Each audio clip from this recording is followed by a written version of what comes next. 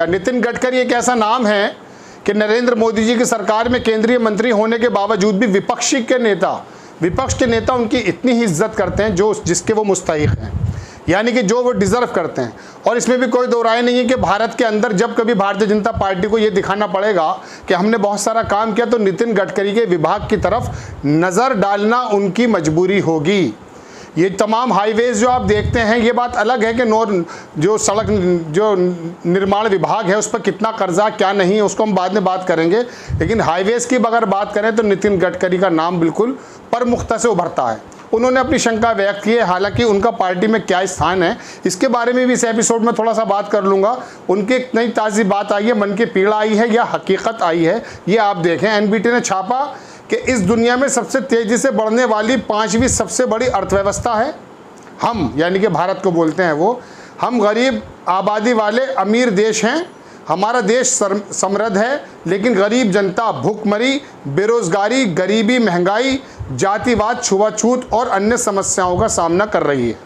इसके दूसरे पार्ट को अगर आप लें कि गरीब जनता गरीबी, भूखमरी, बेरोज़गारी, महंगाई, जातिवाद, छुआछूत से जो है पीड़ित है, सामना कर रही है, इस बारे में अगर आपसे बात की जाए तो इसका पैमाना सबसे पहले तो ये है कि हमारा हंगर इंडेक्स में जो नाम पहले था वो क्या आज है, पता करके देख सकते हैं। आपके हाथ में मोबाइल है, आप जाके पता करें हंगर इंडेक्स इंडिया पोजीशन, इतना डालिएगा आपको नज़र यह आएगा कि पहले के बामुकाबले हंगर भूखमरी में हमारा देश और ज़्यादा नीचे आ गया है।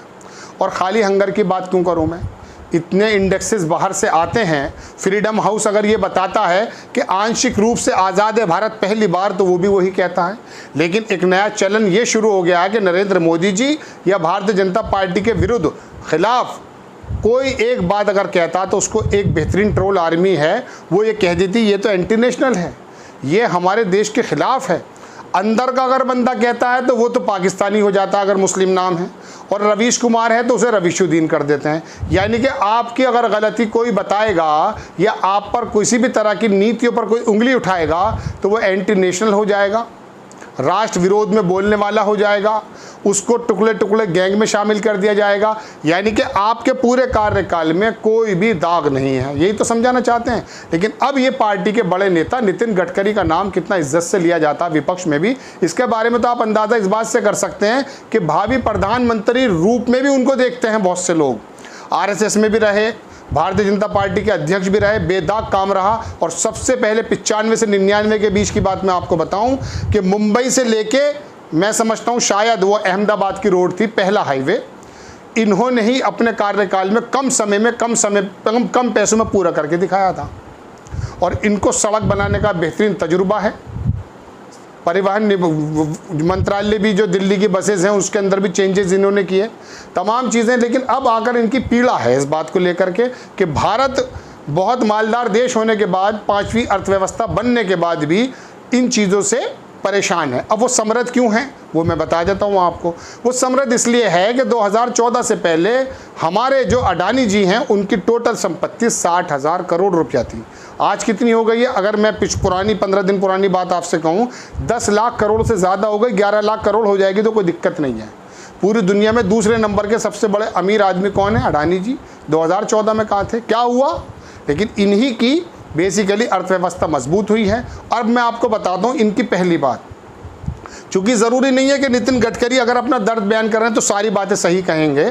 इन्होंने कहा हम 5वीं अर्थव्यवस्था हैं, यानी कि यूके को हमने हटा करके हम आ गए हैं 5वें नंबर पर। पहली बात तो यूके में और भारत की अर्थव्यवस्था में फ़र्क मैं आपको बता दूं दर्शकों, बहुत थोड़ा सा फ़र्क था, पॉइंटों का फ़र्क था। और हम पहले भी बन चुके हैं 5वीं अर्थव्यवस्था।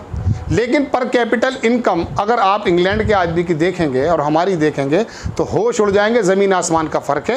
एग्जैक्ट फिगर मेरे याद नहीं है, मैं इतना बता देता हूँ कि अगर हमारी $1800 पर ईयर है पर कैपिटा इनकम, तो उनकी 4,500 5,000 के बीच में लगभग, मैं श्योर नहीं हूँ लेकिन 4 और 5 के बीच में कितना। फिर कह देंगे कि साहब आबादी, तो आबादी है तो फिर चीन से आप मुकाबला कीजिए।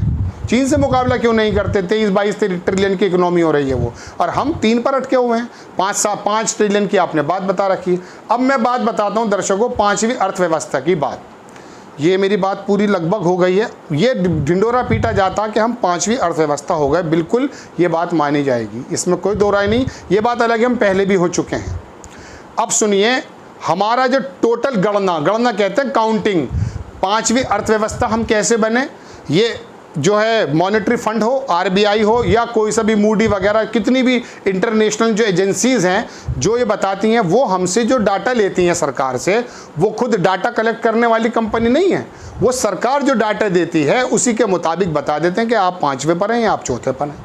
हमने डाटा क्या दिया है वो सुन लीजिएगा, बहुत ध्यान से समझ में आ जाएगी। भाई डाटा तो जब होगा कि जीडीपी का टोटल हाल, अर्थव्यवस्था का पूरा लेखा जोखा हम सामने रख दें।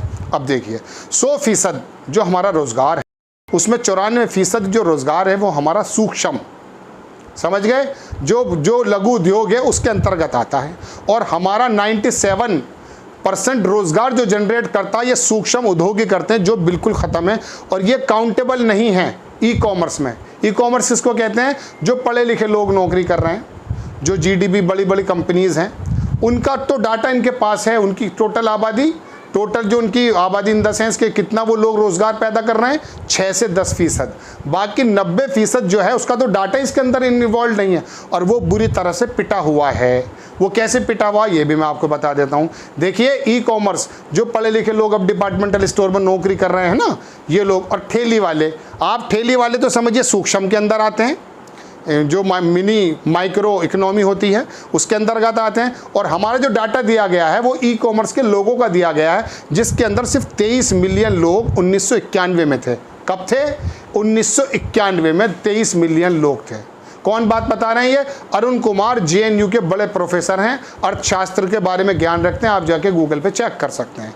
23 मिलियन का मतलब 2 करोड़ 30 लाख लोग, पढ़े लिखे लोग ई कॉमर्स में यानी कि उस सेक्टर में थे जो कि गिना जाता है अर्थव्यवस्था में। और वो अब 2022 में कितने हो गए? 23 मिलियन की जगह हो चुके हैं 32 मिलियन, यानी कि 7 और 2 9 मिलियन बढ़े हैं। आप कहीं कंफ्यूज मत होइएगा। अब मैं आपको बता देता हूं कि उस समय 1991 में 250 मिलियन 25 करोड़ के करीब के लोग तैयार बैठे थे काम करने के लिए। उन्हें काम नहीं था, सिर्फ 23 मिलियन को काम था। और अब 500 मिलियन लोग तैयार बैठे हैं। 45 करोड़ लोग तो शहर छोड़ करके गांव चले गए हैं, जॉब की सर्च छोड़ करके। ये मैं आपको बिल्कुल ऑथेंटिक डाटा दे रहा हूँ। तो ये तो हालात हैं बिजनेस के। अब वो 8-10% लोगों का, ई कॉमर्स वालों का, अडानी जैसे लोगों का आप डाटा दे देते हैं मॉनेटरी फंड को, आरबीआई को, वो बता देते हैं कि साहब आप 5वें नंबर की अर्थव्यवस्था हैं। लेकिन अगर हालात अगर देखेंगे उनके, जो मिनी माइक्रो स्मॉल इंडस्ट्रीज़ के जो लोग हैं उनके हालात जो ख़राब हैं, अगर वो डाटा आ जाएगा तो पता चल जाएगा कि मनमोहन सिंह की बात बिल्कुल ठीक थी। 8 नवंबर 2016 को आपकी कमर पर ब्रेक मार दिया गया था जब नोटबंदी हुई थी। कोई नोटबंदी का फ़ायदा नहीं हुआ। अलबत्ता जो लघु उद्योग थे, सूक्ष्म थे, जो माइक्रो इंडस्ट्रीज़ थी, उनकी कमर टूट गई थी। आज अडानी जैसे पे पैसा है तो वो बता रहे हैं कि दूसरे नंबर पे पहुंच गए। बाकी लोगों के हालात अगर बता देंगे तो आपको पता चल जाएगा कि आपकी अर्थव्यवस्था कितनी ख़राब है। डॉलर के हालात देख लीजिए, लगभग 82 रुपये के करीब पहुँच गया है।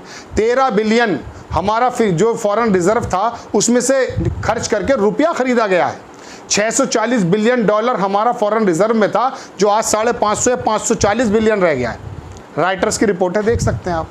तो इनका जो तकलीफ है वो मैं आपको बताना चाहता हूं कि उन्होंने कहा हमारे देश में ये भुखमरी है।